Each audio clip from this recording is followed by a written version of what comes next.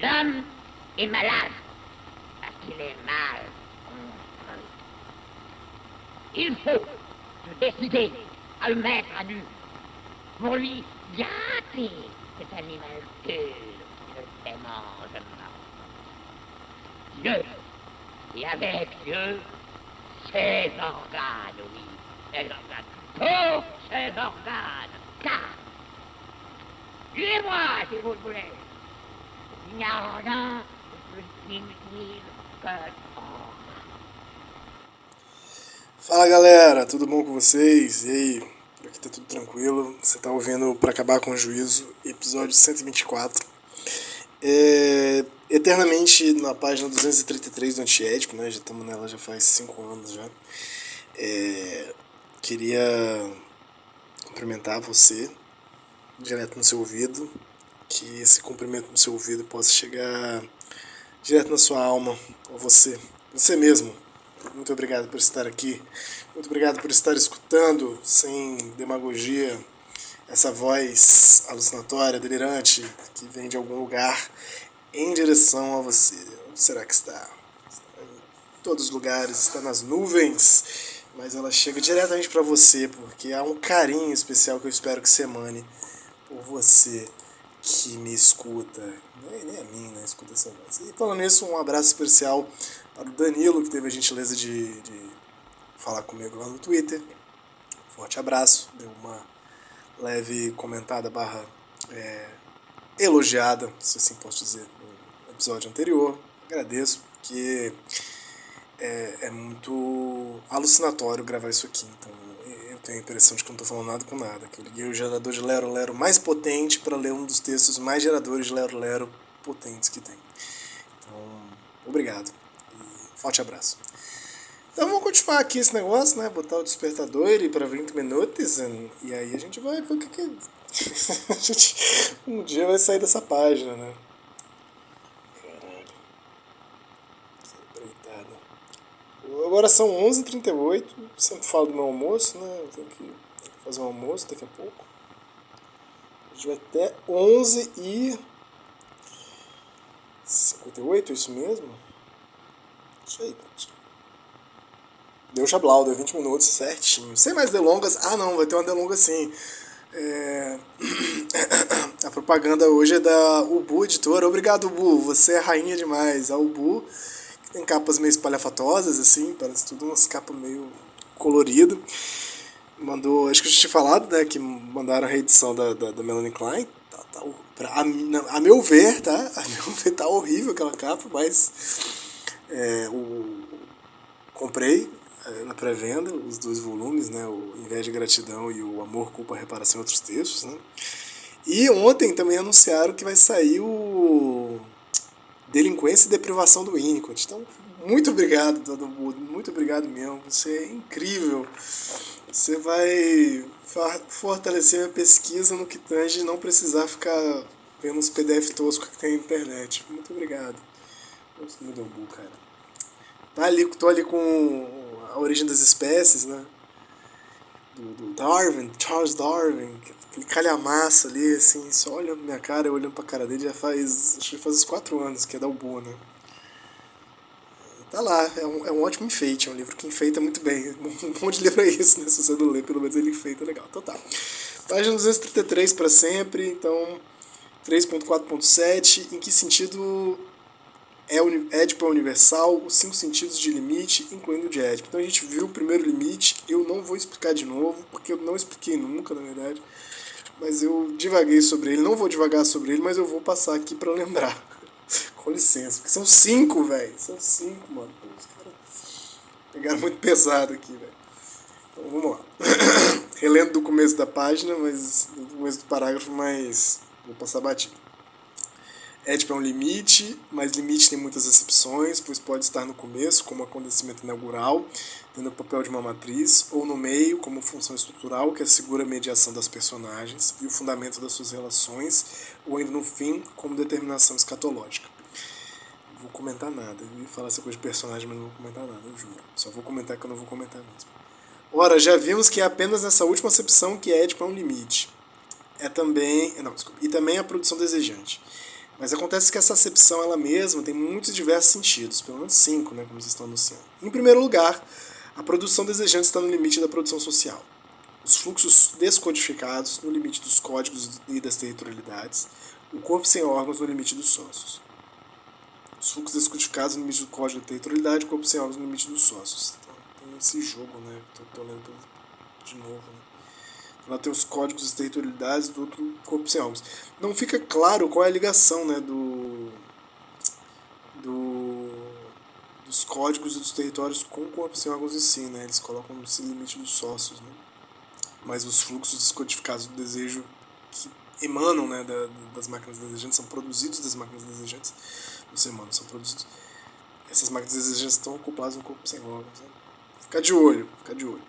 Falaremos de limite absoluto, então pronto. Toda vez que os esquizofluxos passem através do muro, embaralhem os códigos e desterralizem os sócios. O corpo sem órgãos é os sócios desterralizado, deserto, onde escorrem os fluxos codificados do desejo, fim do mundo, o apocalipse. Então beleza, temos aí.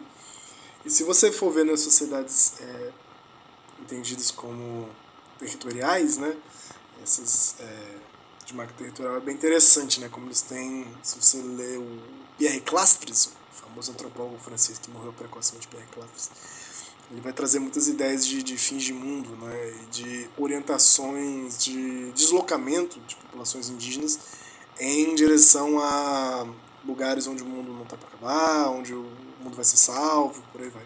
Até mesmo esses dias eu estava ouvindo que aí não é tanto máquina primitiva, né? Mas é mais uma máquina despótica, como a gente vai ver. Tava vendo um podcast muito interessante, recomendo super, assim, que é o História FM. História FM. Bem acadêmico, assim, no bom sentido. Existe bom sentido se existe bom sentido acadêmico. E os tópicos bem legais, assim. Então, são mais de quase 200 episódios já, e cada um sobre um tema da história. Eu tava vendo o episódio dos Aztecas. E tem também, né, esse conjunto de profecias, de fim do mundo, tem algo desse limite dos sócios, assim, que está sempre ganhando uma certa forma de representação, né, pode ser com um formato de apocalipse, pode ser um formato profético, mas que na verdade é já uma representação desses fluxos desterritorializados do desejo do corpo sem órgãos de uma própria sociedade, né, a possibilidade de tudo se desarranjar, tudo está conosco nesse sentido de se desarranjar. Infelizmente, no mundo capitalista contemporâneo, né, o que nos sobrou disso foram os filmes de catástrofe, né, que são uma bosta. Eu adoro, mas são uma bosta. Independence Day, né? Independence Day é... Nossa, aquele que é essa fantasia do colapso climático, né, começa a vir, que é O Dia Depois de Amanhã, com Jake Gyllenhaal.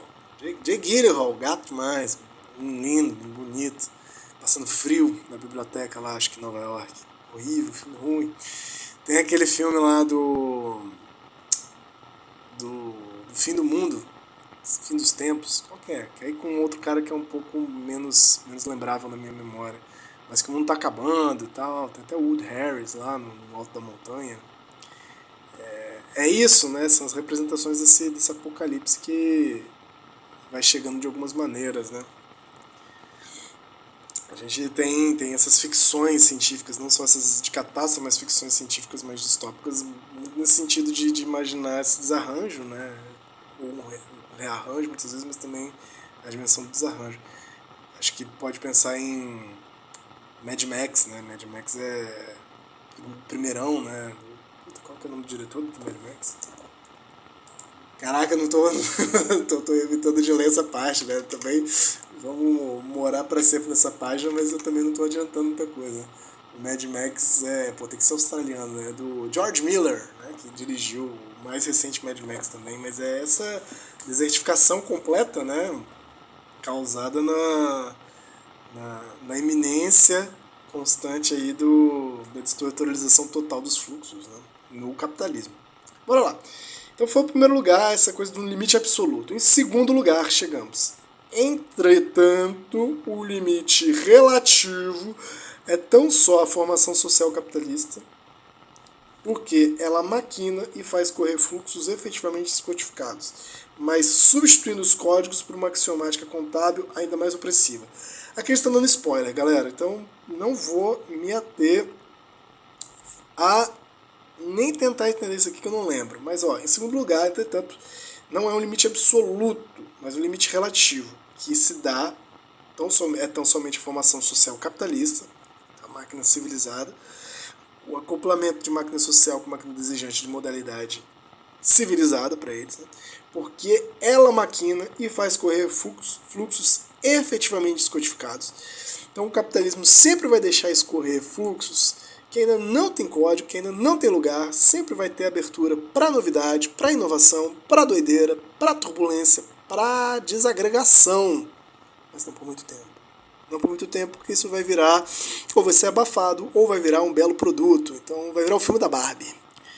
Vai engolir todas as críticas possíveis. E é isso aí num linguajar mais marxiano, mais do âmbito ali da filosofia, da ideologia alemã, creio eu, né? Falando jargões aí, babuzeiros. É esse lugar de como o capitalismo absorve bem suas próprias críticas. Tem que ser árduo, tem que ser ligeiro para criticar o capitalismo, porque há uma captura. E o perigo de sua crítica virar um próximo produto. Tu tá fudido.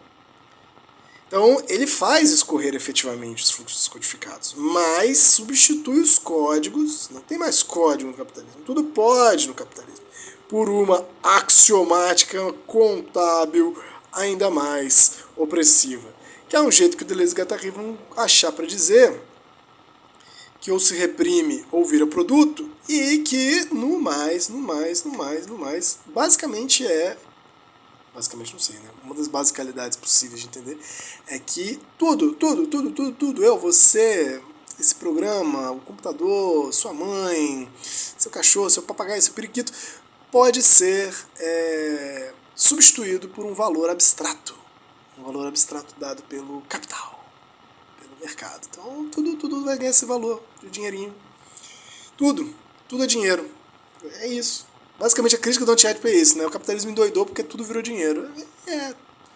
Tudo corresponde na questão da valoração dos códigos a uma equivalência monetária. Não só monetária, que é isso, é uma coisa da sobrecodificação, mas uma equivalência capital, né? Que você vai poder investir e tirar algum lucro disso. Não é só uma representação de dinheiro, né? Isso equivale a tal de... Não, esse dinheiro valoriza, tudo pode ser valorizado, né, no sentido de ganhar valor, tudo pode ser desvalorizado, e aí a gente fica um pouco refém, por isso que é um pouco mais opressiva essa axiomática contábil. No episódio passado lembrei, né, que eu fiz a leitura de que os códigos são os valores e os territórios são o sentido, né? Isso tá lá no... não isso especificamente, né, mas a minha hipótese sai de Nietzsche e a Filosofia. Eu não cheguei a mencionar esse belo livro, né, que é a segunda monografia que o Deleuze faz. O Deleuze faz a primeira monografia sobre David Hume, esquecido aí, né? pouco comentado, pouco comentado, David Hume, que é um escocês, se não me engano, né? Esse é preconceito com os escoceses, não pode. David Hume, filósofo, historiador escocês, nascido na Escócia, do século XVIII. E aí, em seguida, ele mete bronca, o Deleuze, né, num livro chamado Nietzsche e a Filosofia, que é uma monografia sobre o Nietzsche. E nela ele vai falar que Nietzsche faz a crítica da crítica, a genealogia é a crítica da crítica, e que ele se apoia na crítica do valor e a crítica do sentido. E aí ele vai embarcando nesse livro todo aí o tempo todo. Às vezes o Nietzsche fala de valor o Nietzsche fala bastante. Sentido e interpretação o Nietzsche fala às vezes, né? E um pouco na conta do Deleuze e tal. Mas enfim, mas aí eu vejo, né, essa coisa do valor e do sentido como essa coisa do código território não antiético. Só que aí o Guattari entrou, deu um tchururei, botou uma maquiagem mais bonita e tal. E botou mais Marx e tal. Mais revolução. E o valor tem bastante, né? Tanto que um dos principais conceitos do Nietzsche é transvaloração, né, de todos os valores. É tão importante que ele botou 2 vezes a palavra valor, né? Em alemão é Wissenwerte, alles Werte, né? Um negócio assim, viradinha do valor de todos os valores. Werte é valor. Wert é valor, Werte é valor no plural, eu acho. Então, é assim que eu vou entendendo o antiético, essa coisa. E aí, o que acontece com o capitalismo? Tudo tem valor, equivalência possível com o capital, né? E o sentido de tudo é, às vezes, lucrar um pouquinho mais, né? Então, Tem problema, você quer fazer uma revolução? Pô, faça, a gente vai fazer um filme sobre ela, vai ser top. 68? Vou ter vários, vou fazer todo o movimento de cinema só pra vocês, galera, fica tranquilo.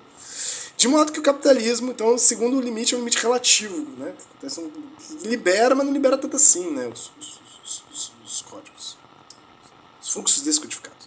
De modo que o capitalismo, em conformidade com o movimento pelo qual ele contraria sua própria tendência, alô Carlinhos Marquis, não para de se aproximar do muro e ao mesmo tempo de afastá-lo. Essa é a esquizofrenia do capitalismo. A esquizofrenia é o limite absoluto, mas o capitalismo é o limite relativo. Capitalismo e esquizofrenia. Bem-vindo aí ao podcast para acabar com o juízo. Tá aqui a notinha. Título? E a gente vai chegando, né, nas definições possíveis desse título bonito, né, que na verdade eu fico pensando isso, tem um negócio, depois um dia eu vou comentar, porque hoje eu já estou gastando muito, eu quero sair dessa página, eu não quero passar vergonha de continuar nessa página, mas essa coisa do capitalismo e esquizofrenia, que é um título, né, do primeiro tom, o primeiro volume é antiético, o nome do livro é Capitalismo e Esquizofrenia 1. Fico pensando como é que eles bolaram isso, né? Não, vamos fazer o 1, depois vamos fazer o 2. Que? Como é que você escreve um livro desse pensando que vai ter o segundo, né? Mas eu tenho uma teoria recente. Tenho uma teoria recente que eu não vi em entrevista ainda, mas eu tenho uma teoria recente. Que a teoria, eu falei que eu não ia falar, mas estou falando, né? É que num texto, inclusive nietzschiano, né, que o Deleuze conversa num grande seminário nietzschiano que, se não me engano, ele organiza lá, que aí o nome do texto está na Ilha Deserta, se chama O Pensamento Nomádico. Muito bonito o texto, que ele fala que Nietzsche é para jovens, Nietzsche é para gente jovem. E ele fala, né, dos três que a França fica babando o ovo o tempo todo ali na época dele, né, quem são os três? É Nietzsche, Marx, Freud. São os grandes críticos, né, da modernidade, que fazem uma grande entrada no contemporâneo aí, né, da crítica e do pensamento no contemporâneo, onde a gente pensa onde a gente não acha que pensa, né? A gente está achando que está pensando ali, mas hoje a gente está pensando pela ideologia ou pelo inconsciente, ou nietzschianamente pelo ressentimento, ou pela cultura, ou faltando com a vontade de poder, né? Nietzsche é mais complicado. E aí o senhor Deleuze destaca exatamente isso, Nietzsche é mais complicado, porque o Freud, ele fala assim, você sofre da família, mas a gente vai criticar essa família, ou essa é a crítica, a gente vai criticar essa família para você se curar. Curar por onde? Pela mesma família. Né? Isso é ético. E Carlinhos Marquis, você sofre do Estado, e você sofre do modo econômico, mas a gente vai te dar um Estado mais legal, um Estado proletariado para que você se cure do Estado. Olha só que ideia. Né? Vamos criticar o Estado para sugerir um outro Estado. Então, tem um lugarzinho aí que a crítica não se desloca muito, né? Se desloca, mas de um jeito meio limitadinho. E aí o Nietzsche faz o quê? O Nietzsche faz uma crítica da possibilidade de criticar. A crítica da possibilidade de transformar todos os valores e de se deslocar o próprio pensamento. Né? O Nietzsche critica o pensamento e diz, não se pode pensar desse jeito. Não se pode pensar a partir do homem. Né? Eu vou criticar o homem, mas não posso criticar a partir do homem. É parecido com a coisa do marxismo, você pode ter uma teleologia nietzschiana por causa do super-homem, super-homem seria para o Nietzsche o que o socialismo e o comunismo é para o Karl Marx. Veja bem, eu acho que não. Eu acho que não, por quê? Porque o super-homem, né, o Ubermensch, além do homem, na verdade, né, o acima do homem, é algo que representa muito bem a ideia da vontade de poder, e a vontade de poder é criação. Né? Não que. É foda. Eu falei que não ia entrar e entrei nisso. Né? Que o comunismo seja, em algum sentido, criação, né? Mas no Nietzsche é uma teleologia não teleológica. Assim, né? A vontade de poder só pode se expressar no sentido de criação mesmo, no sentido de uma certa imprevisibilidade, no sentido de abrir para um futuro que é de uma incerteza de futuro, né? Mas poder afirmá-lo de alguma maneira. Mas enfim, tudo isso para dizer o quê? Porque depois a gente entra nesse assunto aí do comunismo versus além do homem. Que dia que a gente vai entrar nesse assunto, né? A gente marca um café. Que nesse texto dá para entender assim, que talvez, e é um texto bem próximo da escrita do antiético, o Deleuze já estava sacando, primeiro a gente tem que fazer uma crítica à psicanálise, esse lugar da família. e dessa crítica possível à família, arrebentar essa crítica possível e limitada, essa crítica relativa à família. Acho que é isso. E em seguida, a gente faz um tomo de Capitalismo e Esquizofrenia, em que a gente faz a crítica da crítica relativa do Estado. Mil Platôs é um livro contra o Estado. Se o Anti-Édipo é um livro contra Édipo, Mil Platôs é um livro... Não que o Anti-Édipo já não tenha um pá contra o Estado, mas o Mil Platôs, lê aquilo ali. Lê as vibes de nomadologia, lê o tratado de nomadologia, lê o Império de Captura do Estado lá, vê essas coisas de rizoma aí. Os bichos falam assim, bicho, a gente prefere batata do que o Estado. A gente prefere lobo do que o Estado. A gente prefere novelinha do que o Estado. A gente prefere rosto. Não, rosto gosta. Tem um negócio com rosto lá aqui. Existem o gato tá chamando, tá falando. Existem os traços de rostidade que fogem da organização do rosto, a organização significante e subjetiva do rosto. Tô igual fugante, tô só mumbo jumbo deleuziano aqui. Bora lá. Em terceiro lugar, então essa é a minha teoria. Em terceiro lugar, saindo dessa página, corre, quanto tem? Ih, caralho, tá acabando o tempo. Em terceiro lugar, não há formação social alguma que não pressinta ou preveja a forma real sobre a qual ela corre o risco de que o limite lhe sobrevenha, forma que ela esconjura com todas as suas forças. Então, em terceiro lugar, tem o limite do cu na mão, o popular cu na mão. Toda a sociedade está vendo que tem um tempo, né, e que corre-se o risco de que o limite sobrevenha, de que as máquinas desejantes sobreponham isso tudo, nem que seja pelo governo do tempo, e o tempo desmanche tudo. E vai tentar, com todas as suas forças, esconjurar isso o quê? Fazer um conjuro contra, né? Tipo, fazer um feitiço contra esse limite, sua própria extinção. Uma ideia que o Guattari já trabalhava desde da lógica de grupo, né? Dos grupos sujeitos e dos grupos sujeitados, onde nas instituições, nos grupos, na sua escolinha, na sua família, tem um grande problema, um grande sintoma dos grupos que é não conseguir encarar a tua própria morte. Né? Talvez a gente não devesse estar mais junto. Um relacionamento, né? Como esse lugar que tem medo da morte, não, talvez a gente não devesse estar mais junto, ou não junto desse jeito. E esse medo de que a coisa se dissolva, de que a coisa se desintegre, de que um bom relacionamento se desarranje, faz o quê? Com que a coisa fique mais neurótica. Fique mais juntinha, fique mais achando seus meios de não sair de perto. Eu vou dar mais 5 minutos que eu vou sair dessa página hoje. E é isso, dá um B.O. Então, não só nos grupos assujeitados isso acontece, mas em toda a sociedade. E aí seguem eles aqui. Onde a obstinação com que as formações anteriores ao capitalismo enquadram o mercador e o técnico, impedindo que fluxos de dinheiro e fluxos de produção ganhem uma autonomia que destruíram seus códigos. Isso é muito legal. Como que tem uma pessoa que tem conversado que está pensando essa parada, né, da anti-entropia, né? Quais que são os mecanismos anti-entrópicos para que o bagulho não se desintegre, né? E aí os caras falam de uma enquadrada do mercador e do técnico. Não pode avançar muito a tecnologia, nem o comércio de uma maneira desregulada, porque senão o bagulho vai perder os contornos mesmo, né? Pensando nisso, até a coisa da igreja, né, no medievo, a gente escuta isso, né, não estudei isso a fundo, mas essa coisa do proibir o lucro, né, é exatamente isso, segura porque se deixar tudo virar na mão do capital, isso é seduzente, e aí os fluxos se codificam e do jeito deles estão certo, né.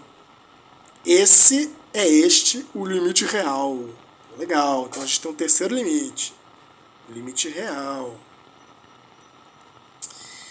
E quando tais sociedades se chocam com esse limite real, limite reprimido de dentro, mas que revém de fora, né? Reprimido de dentro, se segura por dentro, vai em quadros mercadores dos técnicos, mas ele revém de fora, né? No sentido de que os fluxos estão indo em direção fora do que é o contorno social, é com melancolia que elas veem nele o signo de sua morte próxima. Que tristeza. Por exemplo, Bohannan descreve a economia dos TIV, a qual codifica 3 tipos de fluxos, o de bens de consumo, o de bens de prestígio e o de mulheres e crianças. Quando sobrevém um dinheiro, este só pode ser codificado como um bem de prestígio, mas os comerciantes o utilizam para se apoderarem de setores de bens de consumo de que tradicionalmente se encarregavam as mulheres. Assim, todos os códigos vacilam. Certamente começar com o dinheiro e findar com o dinheiro, eis uma operação que não se pode exprimir em termos de código, vendo os caminhões que partem para exportação, aspas, os TIV mais velhos deploram essa situação e sabem o que se passa, mas não sabem onde situar a sua censura, dura realidade.